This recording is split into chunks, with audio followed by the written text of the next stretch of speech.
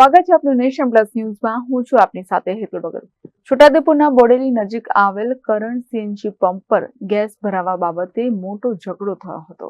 છોટાઉદેપુરના બોડેલી નજીક આવેલ કરણ CNG pump પર ગેસ ભરાવા બાબતે ઝઘડો થયો હતો. રિક્ષાના ચાલકે લાઈન તોડી આગળ ઉભી રાખતા કાર ચાલક સાથે બોલાચાલી થઈ હતી, જેમાં રિક્ષા ચાલક ઉશ્કેરાઈ જતા i20 કારના ચાલકને માથાના ભાગમાં લાકડી વડે માર મારતા કાર ચાલક ગંભીર રીતે ઘવાયો હતો. કાર ચાલકને ગંભીર ઈજા થતા વડોદરા ખાતે રિફર કરાયો હતો.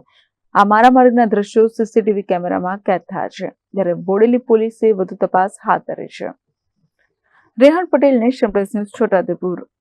સમાચારોનો સતત અપડેટ મેળવવા માટે અમારી નેશન પ્લસ ન્યૂઝની યુટ્યુબ ચેનલને સબસ્ક્રાઇબ કરો, બેલ આઇકન દબાવો અને જોડાયેલા રહો ફેસબુક, ઇન્સ્ટાગ્રામ અને ટ્વિટર પર.